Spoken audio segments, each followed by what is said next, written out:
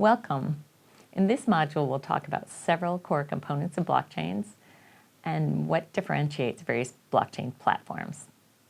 First, we'll talk about governance, which refers to the rules that govern how a blockchain works and what it can do. Next, we'll talk about permissionless and permissioned blockchains. Some blockchains are open to anyone who wants to use them, and others, like the ones most businesses use, give permission only to a select group of users. We'll also talk about tokens, which include cryptocurrency and other kinds of tokens. And then we'll talk about smart contracts, which are contracts that run on the blockchain and can include and execute their own logic. Finally, we'll talk about some of the most well-known blockchains and what they can do. Governance refers to how decisions are made on the blockchain. Every blockchain has its own set of rules about who is allowed to participate, what kinds of transactions will be allowed, how the accuracy of those transactions will be validated, and how the validators will be paid. We can think about governance rules on a blockchain like, say, the rules of a football game. The rules determine how the game works. For example, how many players can participate, how do they decide who has control of the ball, how points are scored. If we think of each play in a game as a transaction, we might record who had the ball, how far they progressed, whether any points were scored, who gets the ball next, etc. Points here might be thought of as, like, say, a Bitcoin or other cryptocurrency. They're earned through the work done by the players. Blockchain governance also defines how the rules can be changed. In football, for example, if safer helmets, for example, become available, we might want to change the rules to require players to wear those safer helmets. On a blockchain network, the ability to make change is really important. Over time, as bugs in the code or new ways to use blockchains are invented, there needs to be a process for updating those rules. This has been a challenge for some of the early blockchains because the developers weren't able to anticipate all of the changes that may be needed. For example, on the Bitcoin network, which was the first, all of the participants are allowed to vote on all of the changes, and it's difficult to get all of the parties to agree on what those changes should look like. Sometimes parties agree to go their separate ways, and that's why we see situations like Bitcoins where there are now two different Bitcoin blockchains, usually referred to as Bitcoin and then the Bitcoin Cash network. Permission versus permissionless refers to the rules over who is allowed to write transactions to the blockchain and who is allowed to read them. The Bitcoin blockchain is an example of a very ambitious permissionless network. So anyone can send or receive Bitcoin, and anyone can become a node, and anyone can become a miner or validator. And because there's so much duplication on that Bitcoin network, anyone can come and go as they please. So in addition, anyone can look at the transactions on the network. All of the transactions on permissionless networks like Bitcoin and Ethereum are open to the public. Participants on these networks are pseudo-anonymous because they use usernames rather than their legal names to conduct transactions over the network. Blockchain networks, as they were originally conceived by Satoshi Nakamoto, were intended to be public and permissionless. This makes it so that everyone can participate and transact directly with each other, without the need for powerful and potentially corrupt intermediaries who control who has access and who doesn't. So this allows anyone, including people who have never had access to a formal bank account before, to send and receive money electronically. As new innovations have taken shape, new forms of blockchains have emerged, most notably what are known as permissioned blockchains. Permissioned blockchains operate very differently. In these networks, users know each other's identities, and only users with permission are allowed to use the network. Most blockchains used by businesses are permissioned blockchains. For example, a group of manufacturers, shippers, and customers might create their own private network that allows them to record and track the movement of goods.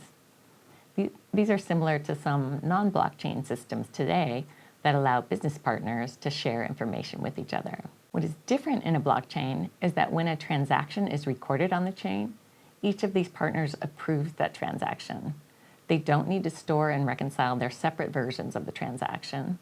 And because these transactions are unchangeable after they're recorded, both parties can trust the accuracy of the records. So this results in improved trust and efficiency all across the network. Similar to how things work in a traditional business system, it is possible to control which users are allowed to see various transactions, so participants determine what information is visible to everyone, such as the location of a shipment, and they determine what information is private, such as the prices that customers paid for those goods. Blockchain tokens can be difficult to understand because there are so many different kinds of tokens and because most of them didn't exist before blockchain technology became popular. There are essentially three different categories of tokens: currency tokens, ownership tokens, and utility tokens. Currency tokens, like Bitcoin and Ethereum, are similar to the digital currency that we hold in our bank accounts, and we use them to write a check or send an electronic payment. Currency tokens can be used to purchase all sorts of goods and services, including airline tickets, games, food, furniture, etc. You can donate your tokens to nonprofits, for example. You can use them to pay your taxes in some places, and companies like Microsoft, Whole Foods, AT&T all accept tokens, and more companies are gearing up to accept these currencies every day. As a student, you can actually buy and sell cryptocurrency. To do this, you normally join an exchange such as Coinbase, Binance, or Kraken. And when you join an exchange, you will set up an identity as well as an electronic wallet. And then you'll be able to purchase currency tokens using regular currency like dollars or yen, for example. The second type of token is an investment token. These tokens can be similar to shares of stock in a company. So when a company raises money from investors, it issues stock to them, and each share of stock represents a fraction of ownership in that company. So investment tokens work in the same way. When a company raises money, sometimes through a process called an initial coin offering, or ICO, it issues tokens which represent partial ownership of that company. Investment tokens can also be used to represent partial ownership of other assets, such as ownership of condominium units within a building. People purchasing investment tokens hope to make a gain as these assets increase in value over time. The third kind of token is a utility token. Utility tokens are used to purchase services within a blockchain network. You can think of these as you would coins that are earned within a video game, for example. These coins can be used to buy digital assets within the game itself. Frequent flyer miles could also be an example of a utility token. These miles are awarded by an airline and can be used to purchase services from that airline or its partners.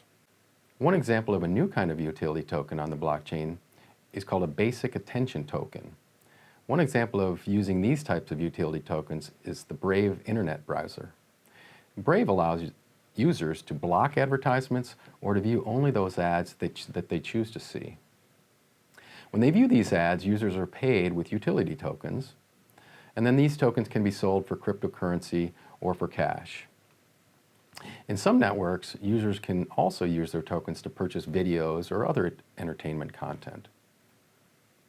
A further example of using utility tokens is through shared energy credits. So people living in communities connected by blockchains can contribute their excess energy from their solar panels and earn tokens for this energy that they've stored. They can then spend these tokens when they need additional energy, or they can potentially sell them to neighbors who need additional energy. A smart contract is a very interesting blockchain innovation. A smart contract can be thought of as being similar to any other contract, except for a couple of unique features. So first, it's written in computer code, and there isn't necessarily a paper version. Second, it can include if-then logic that executes automatically. For example, a grocery chain purchasing fresh vegetables and the company who ships these vegetables might use a smart contract. The contract could include computer logic, which says that as soon as a carton of vegetables reaches the grocery chain's warehouse, the chip embedded in the pallet of vegetables will let the smart contract know that the shipment has arrived. It can even report on the temperature and other conditions of the shipment. If this information is consistent with the terms of the contract, a payment can be processed automatically without any human involvement. Smart contracts can greatly improve the efficiency of conducting business in a wide variety of situations like this one. It can speed up communication, it can improve the accuracy of records, and it can reduce the need for human involvement, and it can unlock money that would ordinarily be tied up waiting for approvals. There are thousands of different blockchains being developed and used today. The Bitcoin blockchain is considered to be a first-generation blockchain. It was designed solely for the purpose of sending and receiving money directly from users. It laid the foundation for a second generation of blockchains, which include a broad range of features that enable many types of transactions and exchanges. Ethereum was the first blockchain to allow the use of smart contracts. This was an important innovation in that it enabled companies to engage in business-to-business and multi-party transactions that couldn't be done on first-generation networks. Hyperledger was first launched shortly after Ethereum. Hyperledger isn't exactly a blockchain per se, it's more of like a hub that enables blockchain development. The Hyperledger, which is supported by the Linux Foundation, is an open source platform. This means that anyone can contribute code to help the network evolve. In addition, anyone can use the code as the basis for creating other blockchains. Hyperledger-based blockchains are targeted toward business use. Among the business-friendly innovations of Hyperledger are governance mechanisms that allow for ongoing evolution in blockchain technology and functionality. Hyperledger Fabric, for example, was developed in a collaboration of many contributors led by IBM. The Fabric solution was the first of the Hyperledger blockchain family.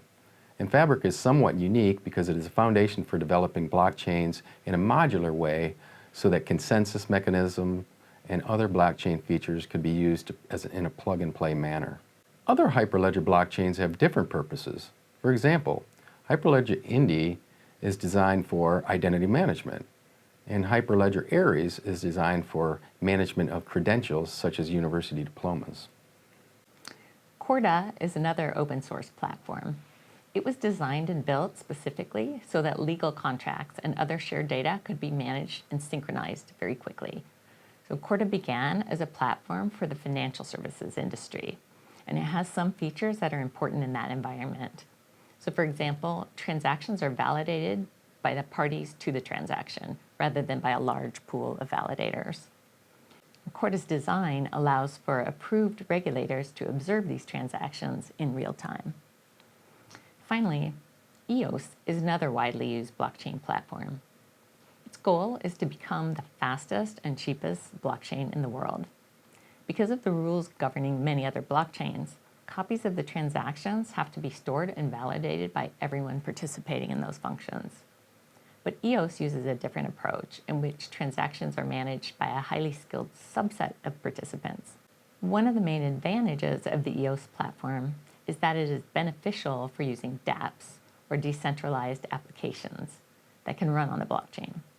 In order for these dApps to gain widespread use, blockchain transaction speeds will need to be very fast, which is a main priority of the EOS platform. EOS platform has developed a highly sophisticated set of governance procedures, and this makes it attractive for business use.